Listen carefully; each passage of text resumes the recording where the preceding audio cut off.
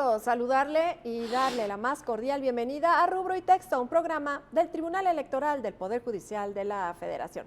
Gracias, por supuesto, por acompañarnos. Rubro y Texto, usted lo sabe, es un programa pensado en usted, nuestra amable audiencia, para explicar de una manera clara y práctica las jurisprudencias y tesis que emite el Tribunal Electoral del Poder Judicial de la Federación. Pero, en particular, las que emite nuestra actual integración de magistradas y magistrados de la Sala Superior.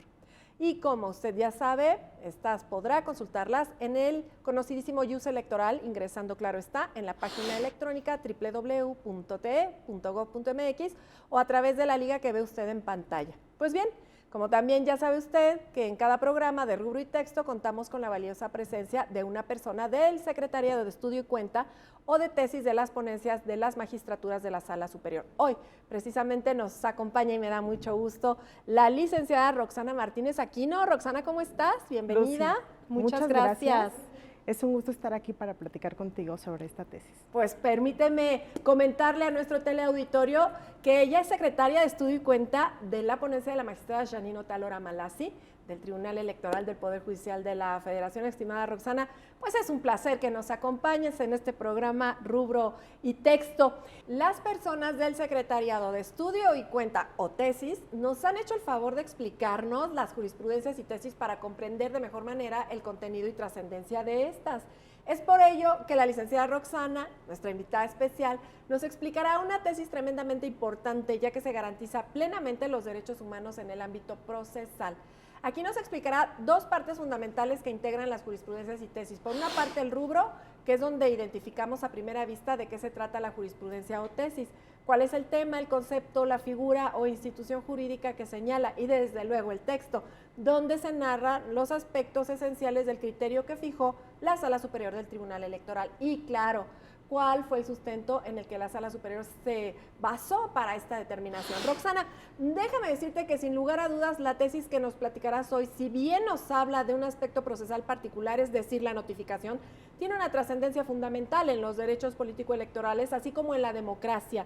Esto al garantizar a las personas que han sufrido y sufren violencia política en razón de género su acceso a la justicia, y más cuando estas personas se autoadscriben como indígenas, criterio que desde luego está contenido en la tesis 6/2022. Desde este momento la puede consultar escaneando el código QR que se muestra en pantalla, utilizando para ello su dispositivo electrónico o teléfono inteligente. Y para hablar de esta tesis, bastante interesante por cierto, vamos a ir a nuestra primera sección denominada, usted ya la conoce, Arquitectura de la Jurisprudencia.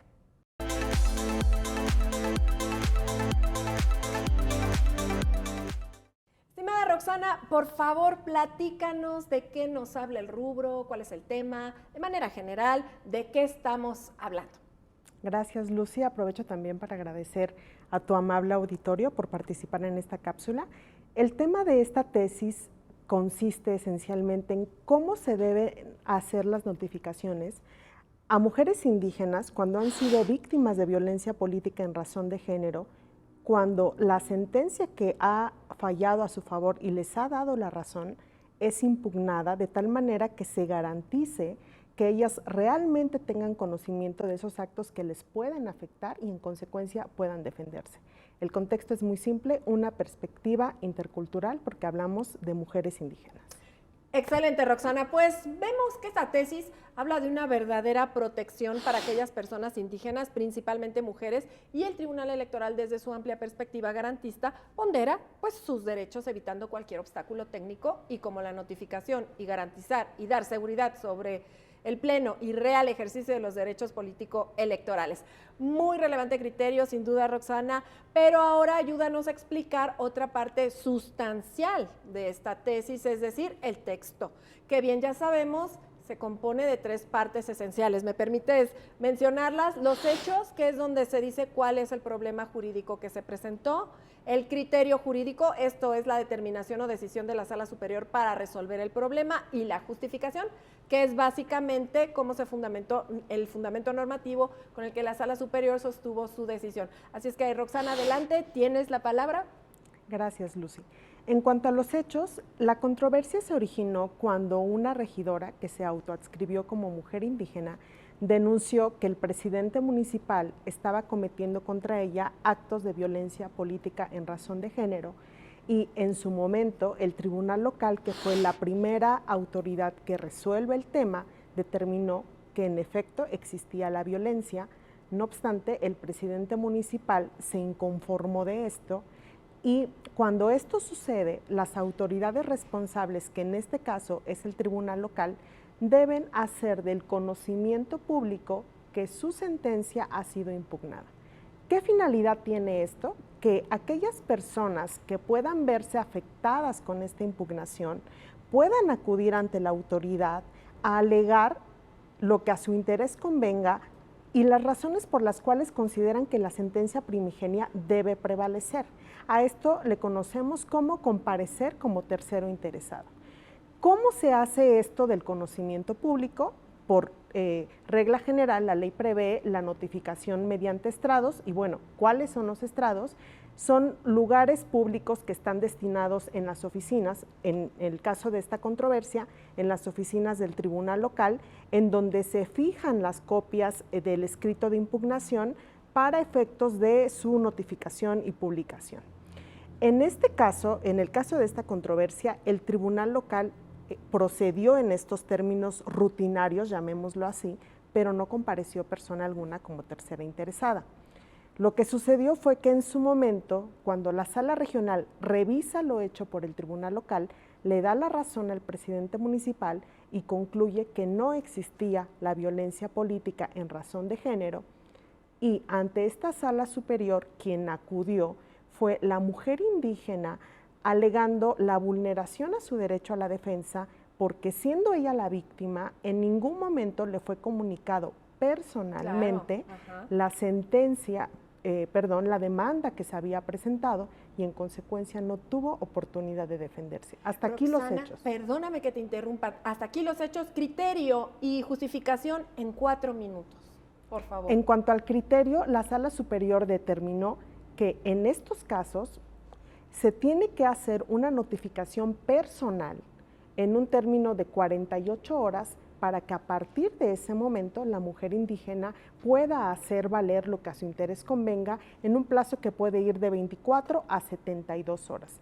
¿Cuál fue la justificación que se ofreció? Que la notificación por estrados que está prevista por términos generales no resulta suficiente, considerando que hablamos de mujeres que pertenecen a grupos históricamente vulnerados y resulta necesario garantizar que realmente conozcan de actos que les pueden afectar. La falta que hace un tribunal constitucional para este tipo de grupos pues vulnerados y históricamente discriminados. Roxana, agradezco en verdad tu amplia explicación sobre esta tesis. Sin duda, ya lo has dicho bien, pues se garantiza el debido proceso, el derecho a audiencia y de poder comparecer, ¿no? Aun cuando se trate de una persona que no es parte principal del medio de impugnación, pero pueda estar interesada y que además involucre a mujeres indígenas, como tú lo dijiste, que pudieron sufrir violencia política en razón de género. Es pues acceso a la justicia. Roxana, tenemos que seguir platicando más sobre este relevante criterio, pero antes de continuar vamos a ir a una breve pausa. Por favor, no se vaya.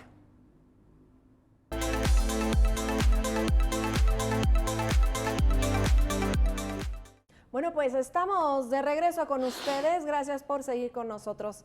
Nos sigue acompañando la licenciada Roxana Martínez Aquino, secretaria de Estudio y Cuenta de la ponencia de la magistrada Janine Otalora Malassi, quien nos ha ilustrado muy bien sobre el criterio que estamos platicando en este programa. Nos estamos refiriendo a la tesis 6/2022, que en su rubro nos dice: notificación personal debe practicarse en casos de violencia política en razón de género, en los cuales una mujer indígena sea víctima o tercera interesada, con el fin de garantizar su derecho de acceso a la justicia.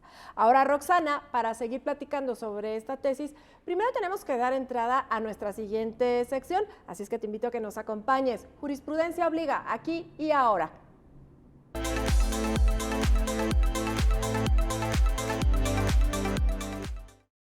Ya hemos dicho en otros programas que solo las jurisprudencias son obligatorias y aquí lo reiteramos. Pero Roxana, te preguntaría, entonces, ¿cómo criterio orientador la tesis de la que estamos hablando, cuál es su relevancia?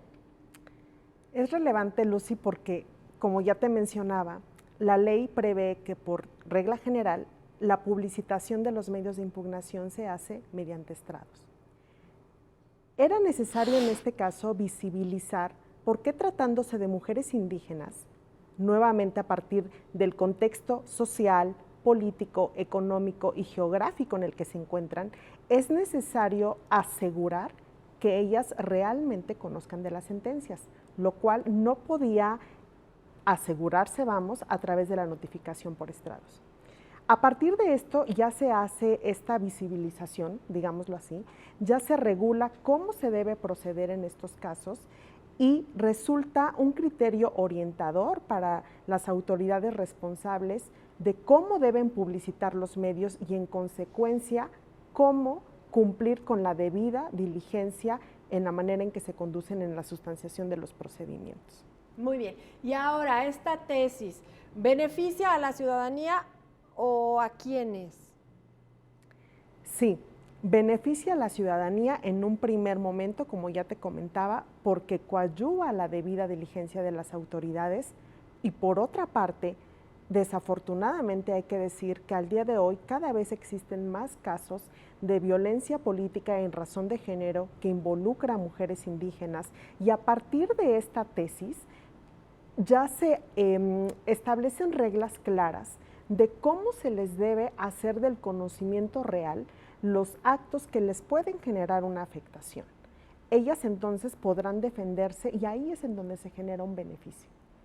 Bueno, y además, ¿podría presentarse este tipo de asuntos en casos futuros, esta situación jurídica y en su caso, pues, qué implicaciones tendría?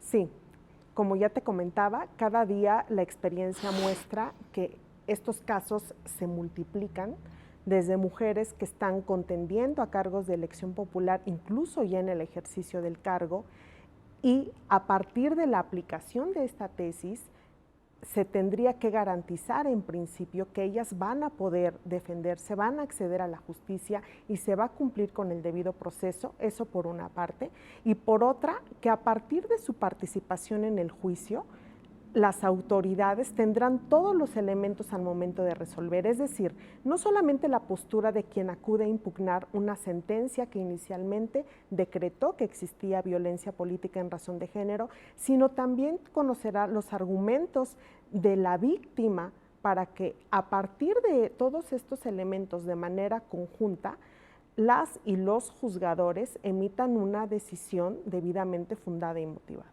Aprovechando tu presencia, tengo que destacar que tú proyectaste, te hiciste cargo de este asunto desde que llegó a la sala superior. Entonces me gustaría preguntarte, ¿cuáles fueron los puntos que fueron más difíciles de conciliar? O sea, ¿cuáles fueron los obstáculos que tú veías en primer término cuando recibiste el caso? Sí, Lucy, uno de los aspectos que más nos llamó la atención cuando se recibió la demanda de la mujer indígena fue que ella centró la defensa en que en ningún momento se le hizo saber la demanda que el presidente municipal presentó para inconformarse de la sentencia local que tuvo acreditada la violencia de género. Pero tampoco la mujer indígena desarrollaba agravios concretos respecto de las consideraciones de la sala regional. ¿Y a qué se debía esto? A que ella no tenía conocimiento de los documentos. ¿Y por qué no los conocía? Porque las autoridades de las instancias previas a esta sala superior se limitaron a hacer del conocimiento público estos actos únicamente a través de los estrados. Y me regreso aquí un poco a los hechos, a cómo se originó todo esto, porque del análisis a las constancias del expediente llamó mucho la atención cómo durante toda la cadena impugnativa la mujer indígena no se apersonó en el juicio ante el tribunal local. ¿Y por qué no lo hizo? Porque ella inicialmente en su demanda, cuando denuncia la violencia de género, señala un domicilio que no estaba en la sede del tribunal local. ¿Qué sucede? Que el tribunal local acuerda realizar las notificaciones desde un principio a través de los estrados. Y nosotros advertimos que desde ahí, desde ese punto, existía un error porque el tribunal local soslayó la condición de mujer indígena, la condición geográfica, social, cultural, que históricamente ha llevado a estos grupos indígenas a ser relegados, a ser excluidos, incluso a ser discriminados. Al realizarse durante la sustanciación del tribunal local las notificaciones por vía de estrados, no teníamos certeza que la actora realmente hubiera conocido cómo se desarrolló el procedimiento. Si bien la sentencia local le dio la razón, este error se fue incrementando cuando el presidente municipal impugna y esa impugnación, como ya lo hablábamos, tampoco se le hizo saber personalmente. Como la sentencia de la sala regional tampoco se le notificó personalmente, ante sala superior ella no estaba en posibilidades de controvertir puntualmente cada una de las razones que la sala regional dio porque no las conocía. Para nosotros entonces fue muy evidente cómo nos encontrábamos ante un caso en el que a una mujer indígena se le negó por completo su derecho de acceso a la justicia. No se constató que ella conociera en términos reales y eficaces todos estos actos que pudieron generarle un perjuicio, y este fue el punto de partida para analizar el caso y llegar a la decisión que finalmente llevó a la tesis que hoy estamos platicando. Bueno, entonces aquí volvemos, tenemos que subrayar la importancia de la notificación en cualquier procedimiento, pero más tratándose del caso concreto. Claro. Y aquí también me regreso a otro punto, que es, por términos generales, estas notificaciones se realizan mediante estrados, es decir, estamos hablando de la publicación de las demandas que se presentan en contra de una sentencia que tuvo acreditada la violencia de género en contra de una mujer indígena. Y aquí quiero señalar que justamente la importancia de esta notificación personal radica en evidenciar cómo el procedimiento rutinario, es decir, los estrados, no resultan suficientes.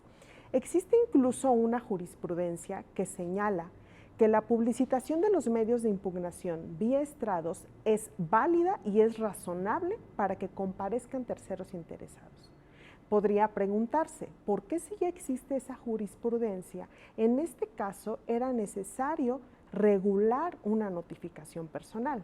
Entonces nos encontramos ante el deber de las y los juzgadores de la perspectiva intercultural, es decir, estábamos frente a un hecho de una mujer indígena, volvemos nuevamente al contexto en el que ella está, y la obligación es analizar los hechos del caso con base en ese contexto para asegurarle la debida defensa. Lo que se concluyó en la sentencia que originó la tesis es que debe asegurarse que ella realmente conozca los actos, toda vez que previsiblemente la impugnación del presidente municipal en este caso podía generarle una afectación porque podía llevar a modificar la sentencia que originalmente a ella le había dado la razón. Bueno, y si analizamos qué clase de tesis es esta, ¿tú nos podrías dar un mayor panorama? O sea, obviamente no prohíbe, obviamente está en otro tenor, ¿no?